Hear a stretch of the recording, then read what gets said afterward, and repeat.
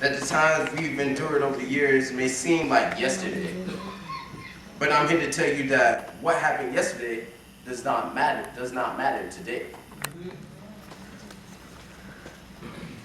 After generations of trials and tribulations, we claim our spot in 2016. Take a moment, if you can, please check the time.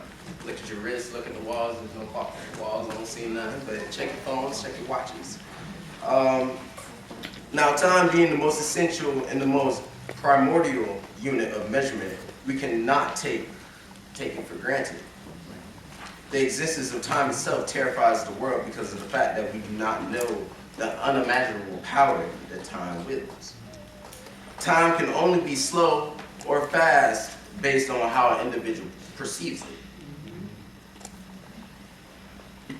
Once you've experienced an event or you've completed a task while time passes, and when your time is up, there is no going back.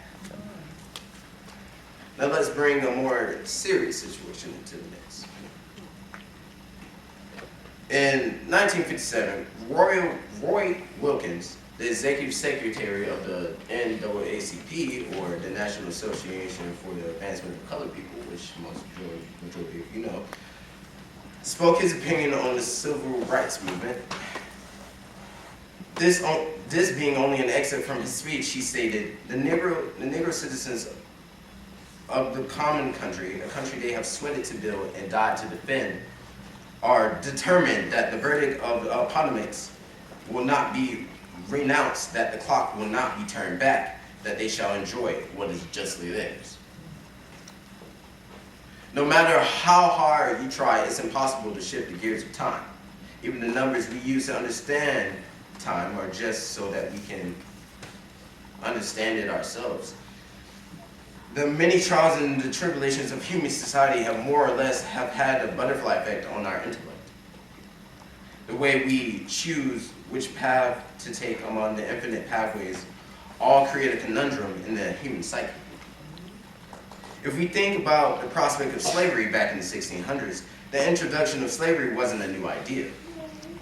Considering the fact that the Egyptians had slaves, and I'm sure not just them during that time period, when we look at the mistreatment of not just African Americans, but the majority of colored races in the newly forming U.S., we could wage war on a grudge that could last for an eternity.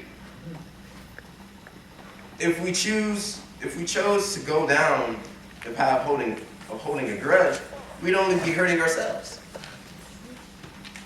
Even though the events that took place were immoral and prejudiced, the best thing to do is to look forward and flow with the infinite flow of time.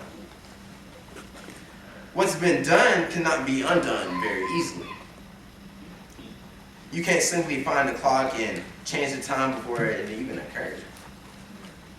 I'm sure if that was the case, the majority of you would want to go back and redo the past, am I right? Adding my personal feelings, I believe everything happens for a reason.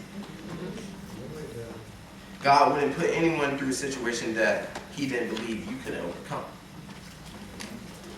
The idea of changing the past may seem great at first, but just changing the position of one particle, just because offset your already chosen path. God will guide you on your path because he is omnipotent, omnipresent, and omniscient. No matter the events that occur in your lifetime, or before that, it all occurred for a reason.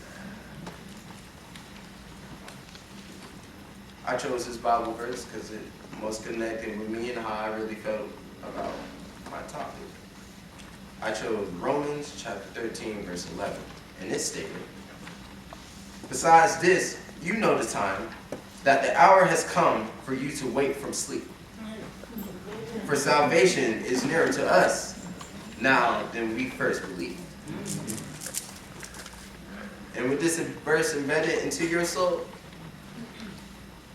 you know that the clock will not be turned back. And that's the end of the speech.